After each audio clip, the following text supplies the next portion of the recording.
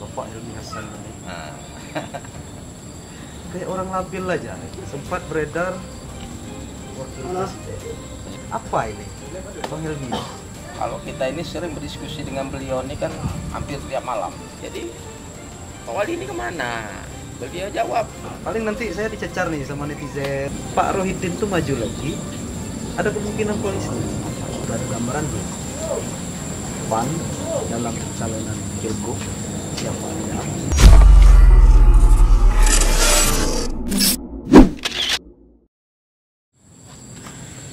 Nah, kabar yang ini siang ini udah sore ya.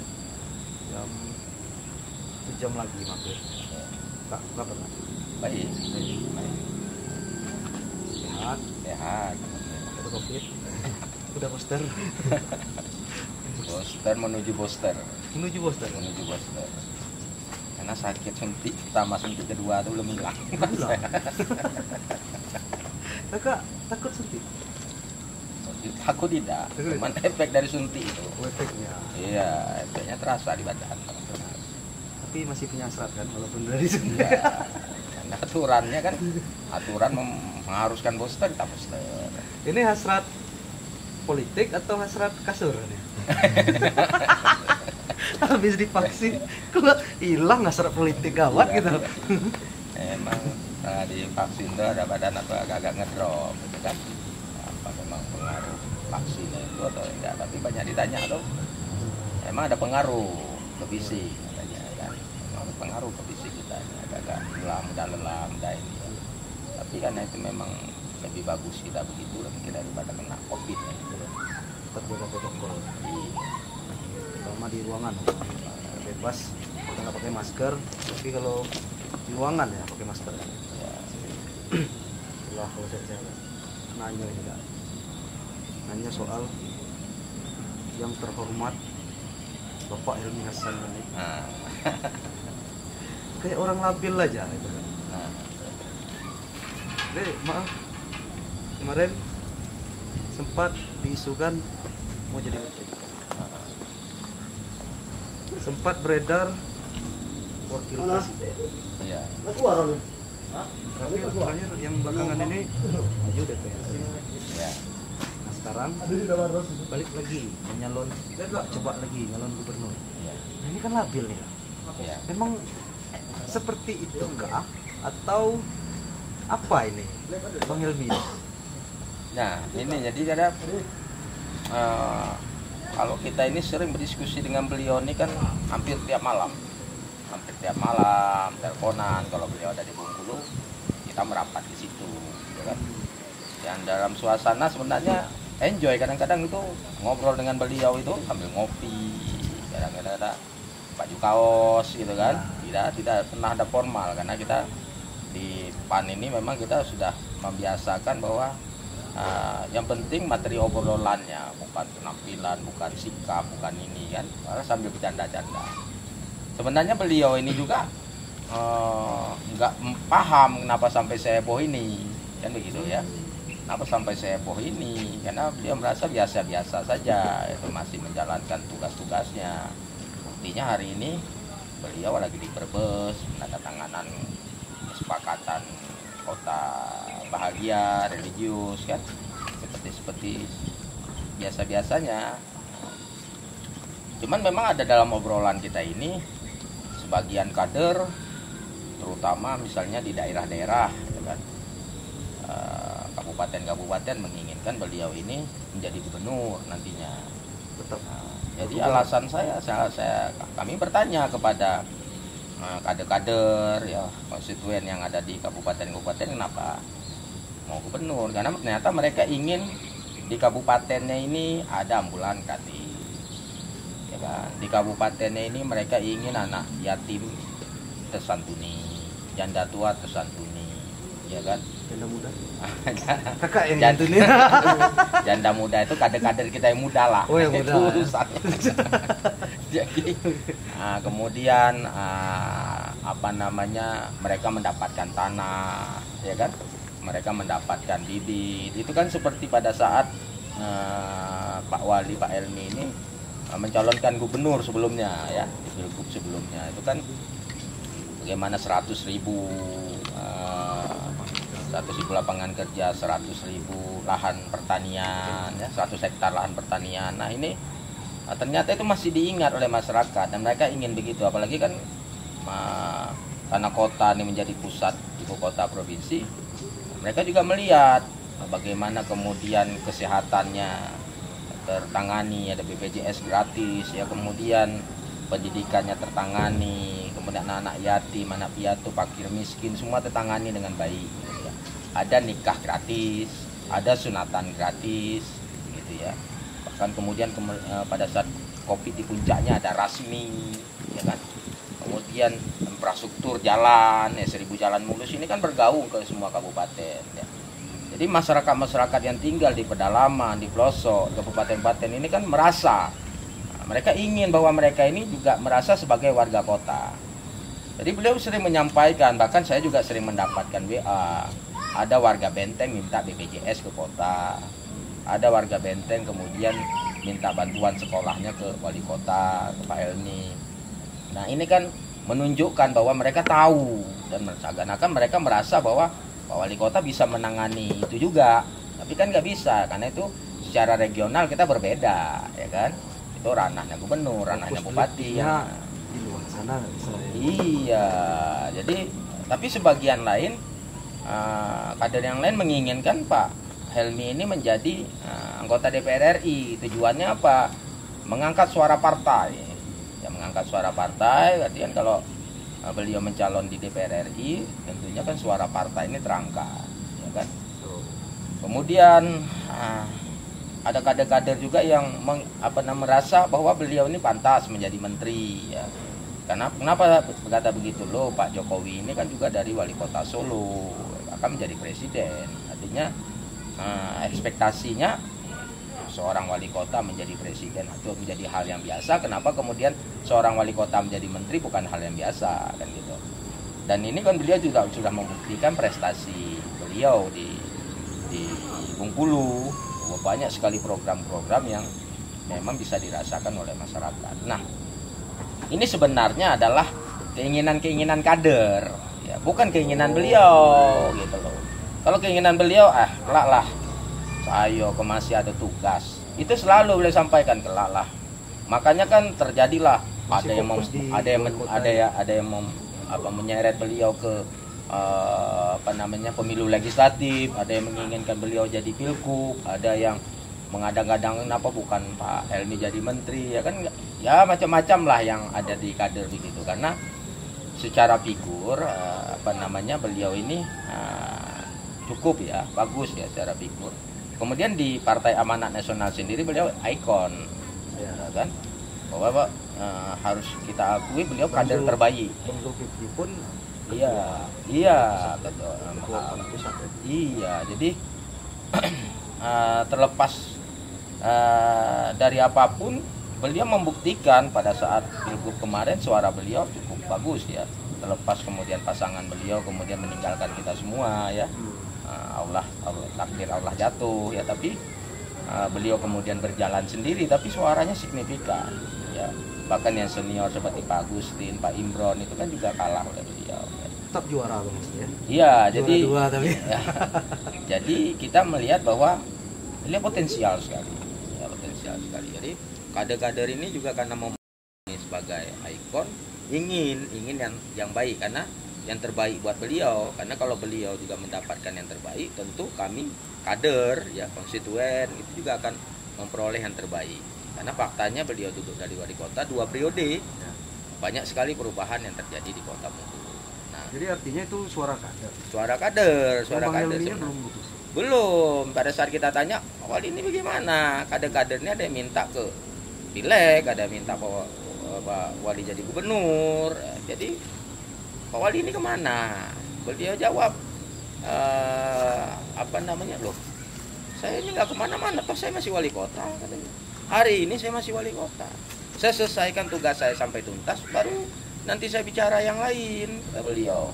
Bahkan kemudian yang mengagetkan kita bersama, ada wacana malah beliau dicalonkan ke DPR RI dari Dapil Jawa Tengah.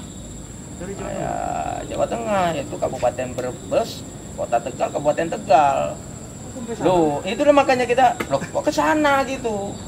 Dicalonin di Jawa. Iya, dari DPP, wacana dari DPP beliau diperintahkan untuk mencaleg di dapil situ. Kata saya, kami ini galau, jadi justru sebenarnya yang menjadi galau itu, yang jadi labil itu akhirnya kader-kader yang di bawah. Loh, bagaimana kami yang ada di sini, Pak Wali, diletakkan di Jawa Tengah.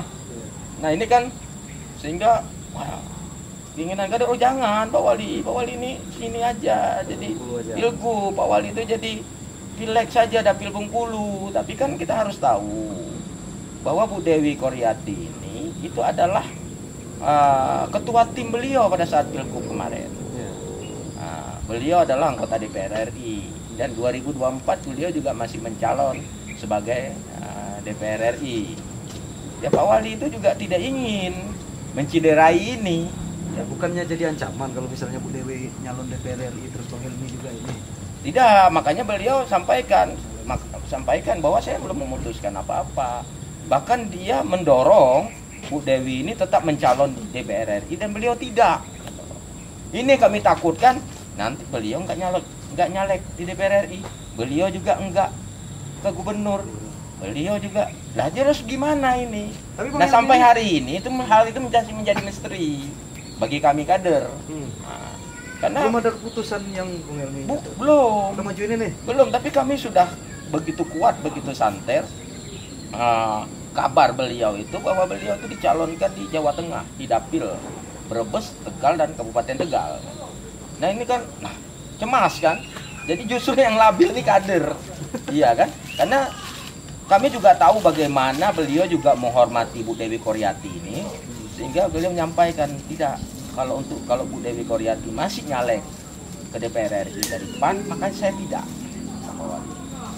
Nah jadi ini kan, ini enggak terus apa ini kami itu sampai hari ini kami masih menebak ini. Nah jadi justru yang labil kita, yang dia senyum-senyum saja kan begitu. Bu Dewi nyalon wali kota. Makanya ya persoalan kemudian pilkada beliau sudah sampaikan, pileg aja belum. Iya pileg aja belum katanya.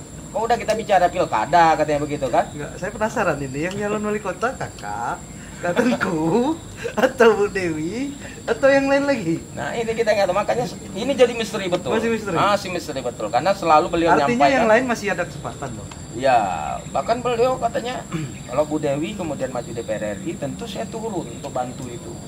Karena bagaimanapun Bu Dewi ini kader kita. Artinya PAN belum menetapkan siapa yang nanti maju gubernur, maju legislatif. Belum ada menetapkan. Selalu pada saat kita kemudian membicarakan tentang pilkada itu, beliau jawab pileg aja belum. Berjuang dulu lah di pileg katanya begitu selalu. Tapi kan ini Kak, maaf ya. Di Jakarta itu udah heboh. Kami pilpres atau ini. Bengkulu kan juga ini. Ya walaupun paling nanti saya dicecar nih sama netizen atau sama nyinyiran komentator apa ini soalnya. Ini BND belum apa-apa udah ngomong 2024 dari sekarang. Tapi kan benar, semua partai ya di Bengkulu pun semua partai sedang merancang itu. Ya. Kalau PAN sendiri gimana? Ya, jadi sebenarnya ini sudah masuk tahun politik ya. Karena di Agustus ini sudah masuk ke verifikasi partai politik. Ya, verifikasi faktual ya. PAN aman lah ya. Ya, PAN insya Allah aman dan dia tidak perlu faktual kalau partai yang ada di parlemen kan. Tidak perlu faktual. Tapi kita sudah mengurus itu ya. Sudah selesai dan mudah-mudahan ya di Bengkulu clear lah ya. Artinya bahwa tahun politik sudah masuk. Kita tandai dengan mulai verifikasi partai politik ini. Kemudian nanti setelah verifikasi partai politik mulai pendaftaran pencalekan, ya, kemudian penetapan pencalekan, baru kemudian pemilu. Artinya tahapannya sudah kita mulai pada hari ini. Oleh sebab itu, PAN juga memang sudah sepantasnya kemudian berbicara tentang pemilu legislatif, siapa calon-calon, siapa yang bertarung di pemilu legislatif. PAN juga sudah sepantasnya juga memang berbicara siapa yang kemudian bertarung di pilkada, karena jarak antara pemilu legislatif dengan pemilu kada itu nggak jauh. Pemilu legislatif di bulan Februari 2024, pemilu eksekutifnya di bulan November 2024, kan nggak jauh, masih dalam tahun yang sama. Oleh karena itu memang sudah sepantasnya berbicara tentang itu, karena persiapan maju pemilu legislatif, persiapan maju ke pemilu kada itu kan perlu waktu, ya kan? Misalnya begini, seseorang kader ingin kemudian maju ke pemilu eksekutif, tentu dia hari ini sudah bersiap-siap. Apakah kemudian dia membentuk tim, dia kemudian mencari dana, dia membuat jaringan dan sebagainya, pasti sudah harus dilakukan. Karena itu kan biasanya dalam partai itu sudah ada ancar-ancar siapa yang kemudian kader yang tepat untuk di eksekutif, siapa yang lebih tepat di legislatif. Nah, tapi pada hari ini kita berbicara dengan Pak Helmi itu, beliau juga selalu menyampaikan, sudahlah, menangkan dulu pemilu legislatif itu. Karena kalau kita berbicara pemilu eksekutif, kursi nggak ada, mau ngomong apa? Kan begitu. Benar juga, karena kursi yang dipakai untuk pemilu kada adalah kursi pada pemilu bulan Februari 2024. Kalau memang pemilu di legislatif kita PAN nggak menang, ya kita juga nggak mungkin berani berbicara banyak tentang siapa wali kota, siapa gubernur, siapa bupatinya. Tentu kita tidak akan berani bicara banyak. Dan logis memang apa yang beliau sampaikan. Oleh karena itu beliau selalu katakan ya, kader itu mulai sekarang itu mikirnya bagaimana memenangkan partai. Yakin Pan bisa menang untuk banyak kursi? Ya, ini yang kita lakukan. Nanti kalau nggak ada kursinya, saya bawain kursi ini nanti. Gimana? Jadi kalau kan ada kata-kata kece orang tua tuh, ikhtiar itu tidak akan menipu hasil. Oleh sebab itu yang pada hari ini kita lakukan ini adalah ikhtiar. Ikhtiar bagaimana kemudian PAN berbuat ya di masyarakat lewat program. Ya, harus disampaikan bahwa hari ini wali kotanya PAN, wakil wali kotanya PAN, ketua DPRD-nya PAN. Tentunya program-program ini memang selalu program-program yang ada di pemerintah itu selalu dibicarakan dulu di partai, selalu dibicarakan dulu di fraksi, ya kan? Karena bagaimanapun kader wali kota itu adalah kader PAN, ya kan? Ketua DPRD kader PAN, bahkan wakil wali kotanya kader PAN. Oleh karena itu sah-sah saja bahwa PAN kemudian mengklaim program pemerintah adalah program Partai Amanat Nasional. Ya sah-sah saja. Sama seperti misalnya PDIP mengklaim kerjanya Jokowi adalah kerjanya PDIP. Sah-sah saja karena Jokowi adalah kader PDIP. Ya sama seperti misalnya provinsinya gimana? Ya misalnya provinsi mengklaim, Pak Roydin mengklaim bahwa maksud saya PAN bisa nggak dapat suara di kabupaten-kabupaten apa ini? Nah iya, ini yang kemudian kita lakukan lewat program, lewat kemudian seleksi caleg, lewat kemudian kerja-kerja bacaleknya. Makanya kita akan ingin, sampai hari ini kan PAN belum memutuskan siapa yang kemudian menjadi bacalek tetap. Karena sampai hari ini semua yang ingin mencaleg dari Partai Amanat Nasional juga harus kerja dulu. Makanya ini kan jadi misteri kalau ditanya siapa calon wali kota atau calon gubernur dari PAN, itu masih jadi misteri. Kenapa? Siapa yang kemudian bekerja lebih keras, siapa yang kemudian berikhtiar lebih keras pada saat pemilu legislatif, maka dialah yang pantas kemudian mendapat mandat untuk menjadi kepala daerah. Nah, yang misteri ini yang enak dibongkar, ya kan? Kalau ngomongin politik itu enak ngudut sambil ngopi. Biar enggak tegang. Biasanya bicara politik kan agak tensinya nih. Ya. Aduh, rebutan kekuasaan nih. Yang misteri tadi. Pertanyaan saya, sudah ada gambaran tuh PAN dalam pencalonan pilgub siapa ya? Sudah ada yang seleksi untuk wali kota siapa dan untuk di kabupaten-kabupaten yang ya, jadi begini. Kira-kira siapa tokohnya? Kalau misalnya di luar Bang Helmi Hasan, di luar. Ya kalau di pilgub saya rasa ya, makanya tergantung misalnya ternyata Pak Helmi menang di Jawa Tengah. setelah beliau menang beliau nggak mau kemana-mana, mau di DPR RI saja misalnya. Kita kan harus cari figur lain nih, ya kan? Ada figur Bu Dewi kan, Dewi Koryati, ada figur ini. Saya pikir, oh ternyata Bu Dewi duduk juga dari DPR RI, menang dalam pemilu legislatif di Provinsi Bengkulu, Dapil Bengkulu. Ya ini kan juga jadi problem lagi. Beliau ini udah 3 kali ya? Udah 3 kali, 4 kali dengan ini. 4 kali dengan ini. Masih maju? Masih. Dan kita inginkan beliau masih, karena harus kita ingat bersama-sama, terlepas kemudian ada pro dan kontra. Pendidikan, beasiswa anak-anak di Provinsi Bengkulu ini kan banyak sekali yang tertolong oleh programnya Bu Dewi, kan? Itu terasa. Nah, Pak, walaupun itu di luar dari Pak Elmi ya. Kalau dari PAN-nya dulu deh. Nah, Bu Dewi tadi betul. Ya. Terus siapa lagi, Pak? Siapa lagi ya? Tidak tertutup kemungkinan juga misalnya ada dari luar ya.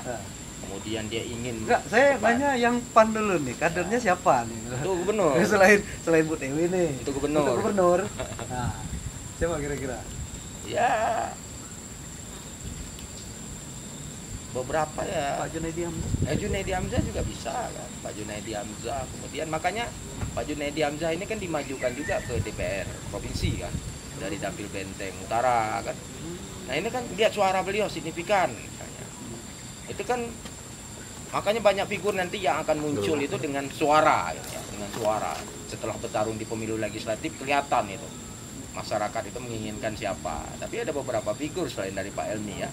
Dan saya rasa pantas kalau kemudian diuji dengan kader-kader partai lain, saya rasa pantas juga ya Pak Junaidi Hamzah, Pak Dewi Koryati, kan rasanya pantas ya. Bahkan kalau Bu Yenita itu pernah bertarung di Kaur ya, dan beliau suaranya juga cukup lumayan ya di Kaur, nomor urut 2 ya waktu itu.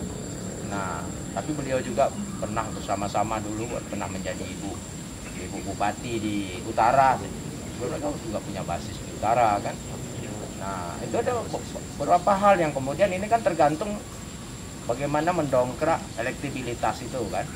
Itu kan kerja partai kan. Saya bukan mau mendongkrak elektabilitas kakak, tapi saya mau tanya kakak mau nyalon gubernur nggak kalau Bang Helmi tadi itu? Nggak maju. Siap lawan orang-orang tadi. kita ini ragu-ragu, nanti kita tanya lagi. Masa ragu-ragu. Oke. Susah, figur wali kota. ya. Belum. Gubernur dulu, kita selesaiin yang gubernur dulu. Kira-kira dari tokoh lain lah yang masuk catatan PAN udah ada. Kalau sudah ada, siapa? Kalau sampai hari ini masih buram. Tergantung kemudian tokoh-tokoh yang lainnya mau bergabung dengan PAN apa enggak gitu dulu. Berarti gambarnya masih blur ya? Masih blur ya. Tapi makanya kita sekarang kan membuka PAN itu menjadi ruang yang seluas-luasnya, bahwa sampai hari ini PAN belum menentukan siapa gubernurnya, siapa wali kotanya, siapa bupatinya, ya kan? PAN hanya membuka diri terhadap pemilu legislatif. Nah, silakan kemudian tokoh-tokoh yang merasa bahwa saya ingin nanti PAN yang mengusung saya menjadi wali kota, saya ingin PAN yang mengusung saya menjadi bupati, saya ingin PAN juga mengusung saya menjadi gubernur. Ayo ke PAN, ayo kita kemudian memenangkan pemilu legislatif ini bersama-sama. Saya belum puas sama jawabannya. Saya pengen kira-kira kalau saya bukan promosi ini ya, bukan saya ini, kira-kira Pak Rohidin tuh maju lagi, ada kemungkinan koalisi? Tergantung. Makanya ini kan ada KIB kita, di mana Golkar, P3 dan PAN bergabung bersama kan. Nah, dan pemilu presiden nanti di 2024 bersamaan dengan pemilu legislatif di bulan Februari. Di pusat kan Golkar sama PAN kan mesra. Iya, bisa saja. Makanya kan itu kan bisa saja terjadi ya. Kita nggak bahwa sampai hari ini sebenarnya secara pribadi Pak Elmi dengan Pak Rohidin juga tidak ada persoalan, gitu ya. Kalau ketemu, sering bertemu, itu mereka kan terakhir bertemu di mana? Di Merkur kan, pada saat Pak Erlangga ke sini, itu kan saja tidak ada persoalan. bisa saja kita kemudian dengan P3 di kabupaten, di provinsi, bisa saja dengan Golkar, tidak ada persoalan apapun gitu. Karena bicara politik ini kan bicara kepentingan ya, kepentingan kita nih sama nggak? Kalau PAN kan kepentingannya jelas bahwa PAN bagaimana kemudian rakyat ini terbantu, rakyat ini senang, itu ya azasnya PAN ini. Artinya kalau mau Golkar, Ayo kalau misalnya koalisi sama PAN, plafon kita, ayo sama-sama begitu. beli ambulan untuk masyarakat. Iya, makanya kan indah kalau Pikirkan misalnya itu, Pak Rohidin. di setiap desa ada ambulan, Iya. ya memudahkan masyarakat yang berobat itu mudah gitu kan, pakai ambulan. Jadi impiannya kita begitu, PAN itu, impian kita begitu, dan itu sudah kita lakukan di kota. Nah, oleh karena itu kalau misalnya di gubernur nanti ternyata bahwa impian dan keinginan kita sama, ya kenapa tidak? Karena prinsip bagi PAN ini bagaimana rakyat ini makmur dengan lahirnya pemimpin gitu. Selain Pak Rohidin, Ya kan kita lihat sekarang kan ada Pak Rodiansah, saya pikir beliau maju ya gitu kan. Kemudian ada Pak Soleh ya, Pak Soleh, ya yang DPR RI itu kan bisa. bisa Sultan, jadi, bisa jadi kan Sultan gitu. Kita lihat ada program, makanya ideologi keinginan diusung itu apa, tapi kalau mau duduk jadi gubernur, pingin kaya, pingin gagah-gagahan, PAN akan menolak itu kan itu ya. PAN ingin bahwa ayo kita duduk sama-sama, ayo bagaimana kita membuat rakyat ini, apa yang kita lakukan untuk rakyat ini. Nah kalau clear sama pandangan kita, ayo kita jalan sama-sama begitu. Kalau nggak clear, buat gagah-gagahan, kemudian memperkaya diri, ya sudah berhenti, cukup. PAN tidak akan mau mengusung. tetap APBD untuk rakyat. Iya, APBD itu rakyat. Makanya kan kita punya jargon, ya, PAN menang rakyat senang. Gitu ya. PAN menang rakyat. Ya, itu keinginan kita, dan itu sudah dicoba dengan 2 periode Pak Wali itu, bagaimana ada 1000 jalan lurus, ya kan? Kemudian penerangan jalan di tahun ini nih, penerangan jalan ini saya sudah buka APBD, kita sudah mulai pembahasan APBD 2023. Itu ada LPJU penerangan jalan, bagaimana seluruh gang itu tersinari dengan lampu jalan. Nah, kemudian ada pembuatan rumah sakit di Nogalo. Nah, itu kan sudah ada juga. Kemudian pengembangan kota, kawasan perkotaan baru di wilayah Betungan, itu kan sudah juga masuk. Kenapa kemudian ada di sana? Supaya kita tahu bahwa inflasi tinggi, harus ada kemudian anggaran padat karya ya, yang itu juga bisa menampung pekerja agar kemudian inflasinya nggak terlalu tinggi. Intervensi pemerintah dari APBD itu harus dilakukan untuk program-program yang padat karya. Nah ini sudah mulai kita juga bahas gitu. Dan mudah-mudahan, tapi beliau selalu sampaikan, saya mau selesaikan dulu di periode saya. Dan saya berharap bahwa kader-kader saya yang sekarang ada, baik di DPD maupun di DPW, itu berpikir bagaimana kemudian PAN berikhtiar, bekerja keras untuk kemudian memenangkan pemilu legislatif. Setelah itu baru kita bicara siapa yang jadi bupati, wali kota, itu gampang nunjuknya, kan beliau gitu. Selalu beliau sampaikan. Tapi kalau di sounding atau di dari sekarang sudah mulai atau bagaimana? Ya mungkin kerja-kerja sudah ada ya. Saya melihat bahwa banyak potensi yang ada di kader Partai Amanat Nasional. Ada misalnya Dedi Wahyudi, ya, sahabat karib saya. Kemudian ada junior saya, Kusmito Gunawan, Dedi Yanto, Herimanto. Kemudian ada ketua DPR hari ini, Supriyanto. Kemudian ada juga kader kita, junior kita Dempo. Itu kita lihat bahwa ini semuanya cemerlang, ya, semuanya cemerlang, semuanya bagus. Tapi kemudian ini harus diuji. Semuanya diuji kemudian dalam pertarungan pemilu legislatif. Kita kan tidak bisa rasa-rasa nih, rasa-rasa populer, rasa-rasa dipilih rakyat, rasa-rasa disenangi. Itu kan tidak bisa kita rasa-rasa dalam politik itu. Politik itu selalu diuji dengan elektabilitas. Elektabilitas itu bisa fakta dari elektabilitas itu adalah melalui pertarungan politik, apakah di pemilu legislatif atau di pemilu eksekutif. Jadi itu yang kita, makanya semuanya, ayo silakan kader-kader itu diberi ruang seluas-luasnya, bahkan non kader yang di luar dari Partai Amanat Nasional diberi ruang luas-luasnya untuk bertarung di dalam Partai Amanat Nasional memenangkan pemilu legislatif.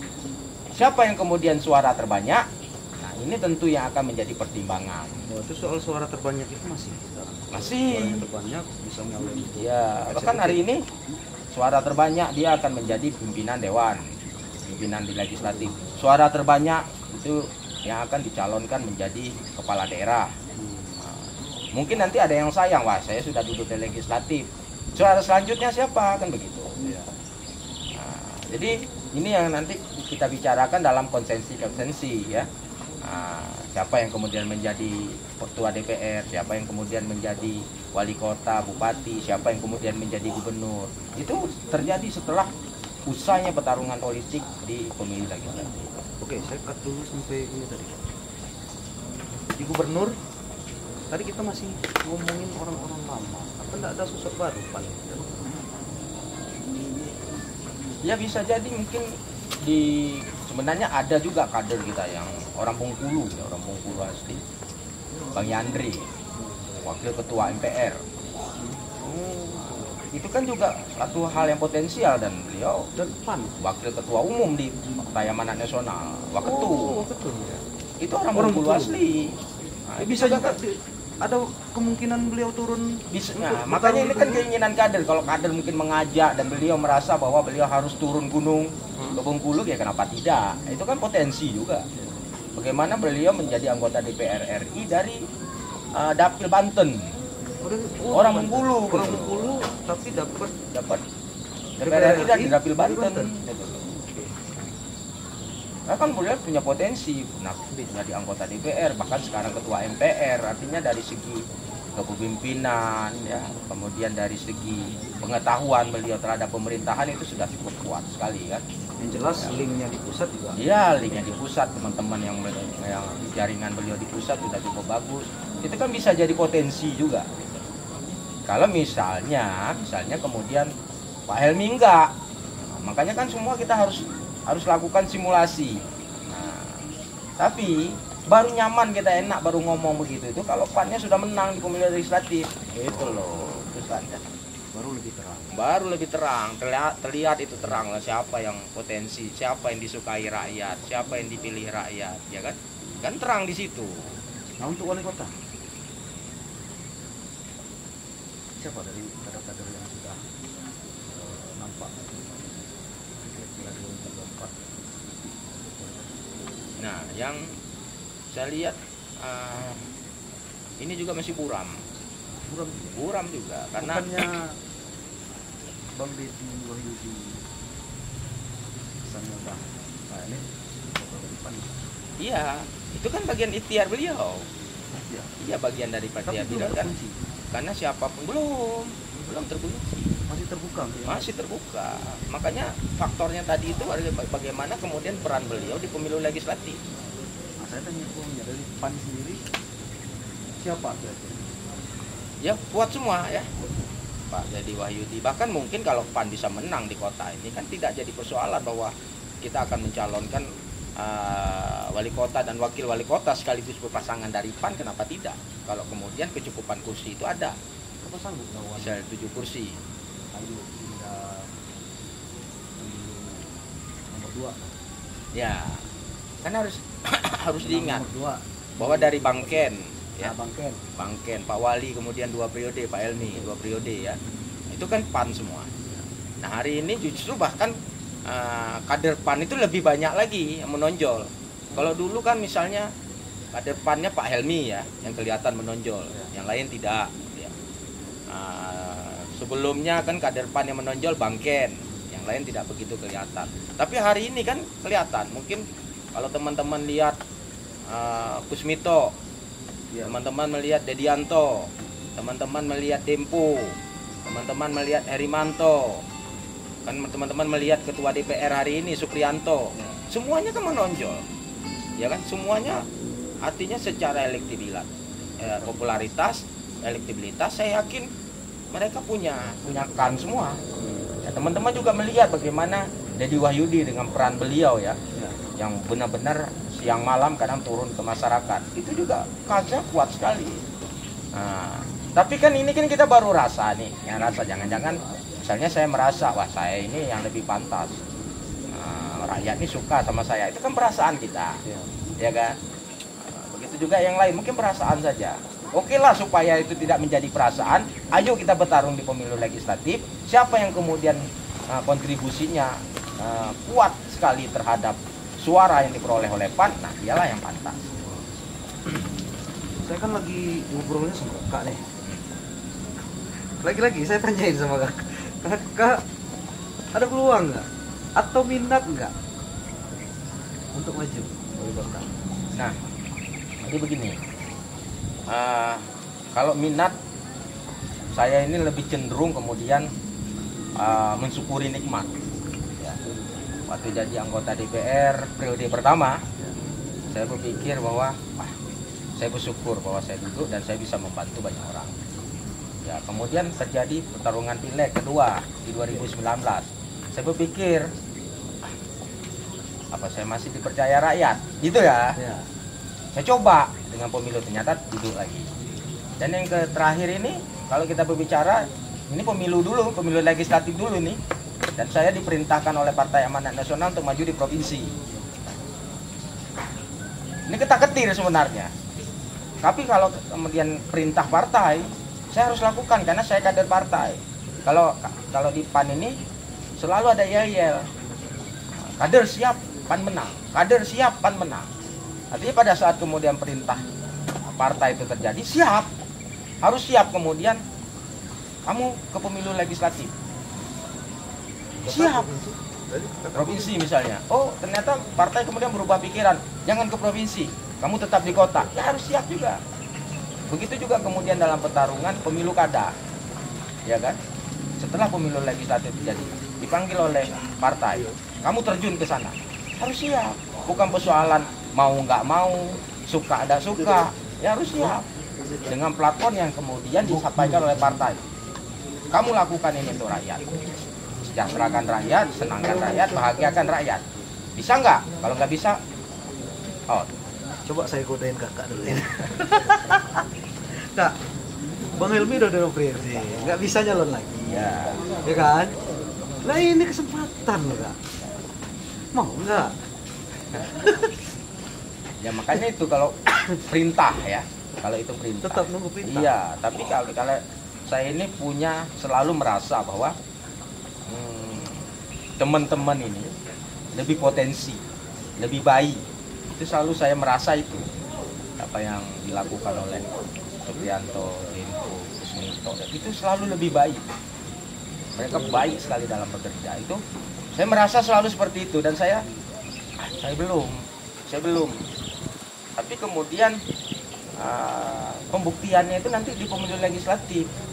Apakah yang saya lakukan selama menjadi anggota DPR ini ada harganya di mata rakyat, ada baiknya di mata rakyat? Silakan rakyat menilai, dan itu kan jatuh kepada pilihan. Kalau misalnya enggak, bagaimana kita berbicara tentang itu? Tapi kalau kemudian dalam pemilu legislatif ternyata rakyat yakin, percaya, kemudian melakukan pilihan terhadap saya, ya kita juga tentu ini jangan disia-siakan.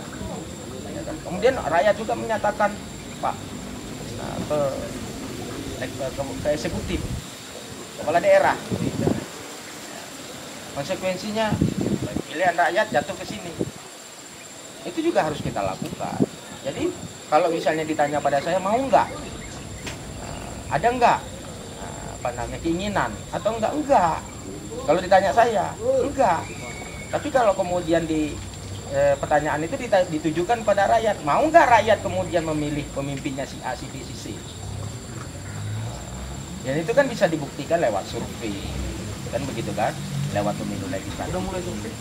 Belum, kita mungkin survei di bulan September. Nah nanti dari situ kan kelihatan. Ya, cuman yang harus kita lakukan ini sebagai kader ya, itu jangan tidur di rumah, bergerak setiap hari, ya kan? Perhatikan rakyat. Ada yang sakit bawa ke rumah sakit, ada yang nggak ada BPJS urus BPJS-nya, ada yang nggak bisa bayar sekolah bantu bayar sekolahnya, ada yang ditahan ijazahnya bantu. Iya, di rumah. ya begitu. Ada yang sirinya mampet. Nanti tidur di rumah orang Oh, lain. iya, jadi ini kejadian jangan tidur, jangan Di hotel tidur pula. rumah, jangan pelesir keluar, Oh, bekerja saja. Jadi kalau pelesir apa namanya tidur di rumah ya berhenti jadi anggota DPR kan begitu ya, nggak ada gunanya bagi rakyat kan. ini kan nggak cuma bicara kader PAN yang masuk itu. Kader-kader lain apa yang harus mereka lakukan? Ya jadi kita ini punya struktur di tingkat provinsi, kabupaten, kemudian kecamatan. Bahkan kalau saya ini punya tugas membentuk struktur sampai ke tingkat namanya subrado. Semuanya kemudian kita minta perhatikan tetangga kiri kanan, perhatikan wilayah saudara yang di kecamatan, divisi, perhatikan wilayah kecamatannya, yang kemudian di ranting tingkat kelurahan, perhatikan warga di tingkat kelurahan. Laporkan kepada kami yang ada di legislatif, laporkan kepada wali kota sebagai kader Panda, laporkan kepada wakil wali kota, ya kan? Setiap hari itu harus ada kerja itu. Makanya setiap hari di WA grup kami itu banyak sekali yang minta BPJS, ya, yang minta kemudian bahkan hari ini ada yang meninggal di apa namanya di Grand Korpri, jenazahnya harus dibawa ke Muara Enim, ini juga harus dilakukan. Karena di warga kota, teman ingin dimakamkan di sana, di kampung halamannya. Sudah berangkat setiap hari itu, dan itu semuanya dari kader. Kalau mengandalkan saya atau mengandalkan Pak Wali Kota itu kan terbatas. Tapi karena kader ini semuanya bergerak di bawah, semuanya kita terpantau. Dan setiap hari itu, bahkan dalam satu hari pernah kita menerima WA itu sampai 150 WA. Yang berbagai macam persoalan, dari mulai lampu jalan, ya, siri mampet, ijazah, masih ijazah. Kemudian hari ini ada yang minta seragam anak, orang tuanya nggak mampu beli seragam. Ini hari ini kita lakukan advokasi juga, ya, seragam ya. Kemudian ada yang BPJS, ada yang kemudian tergeletak lagi operasi, biaya nggak ada, itu setiap hari. Nah ini kan kenapa muncul itu? Karena kader bekerja. Kalau kader nggak bekerja kan ini nggak kelihatan. Nah ini yang kami inginkan bersama selaku pimpinan di partai, kader bekerja. Makanya saya katakan jargonnya PAN menang, rakyat senang. Ini berkah ngobrolan ini bukan promosi ya. Kita bicara soal PAN, hujan turun. Itu berkah apa ini? Berkah, berkah. Ini enggak? Tapi kalau ada badai-badai ini yang kita ngeri. Ini. Tapi kalau hujan gerimis, itu berkah. Dari tadi kita bicara soal gubernur, wali kota. Hei, kami yang bupati ini gimana? Ya. Sudah ada kader dari PAN? Banyak sekali. Ya contoh kader kita yang di Lebong itu kan Kopli, itu adalah kader PAN. Maju lagi. Ya, insya Allah beliau tetap, karena saya lihat bagus ya. Kemudian di Rejang Lebong ada Fikri, beliau pemenang kedua kemarin. Dan tentu beliau akan maju lagi dengan persiapan yang lebih matang. Kemudian di utara kita lihat juga Yanita bisa bagus, atau Pak Junaidi Hamzah, atau kemudian siapa yang kader kemudian menjual dalam pileg.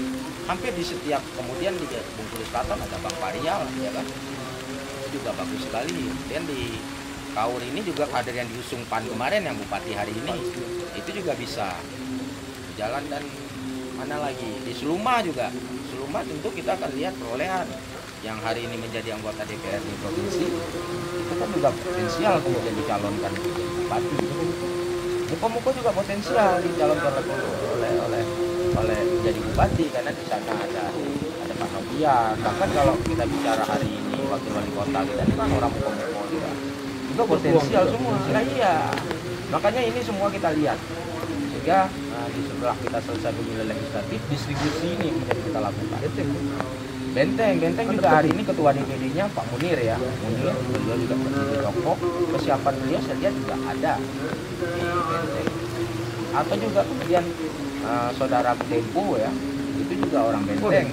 Iya, bisa juga kita lakukan itu. Oleh karena ini kan tergantung kemudian di legislatifnya. Iya, legislatifnya, keinginan rakyatnya, kemudian kerja daripada kader-kader ini sendiri. Saya lihat semuanya bagus-bagus ya. Tinggal kemudian lakukan distribusi, menunggu hasil pemilu legislatif.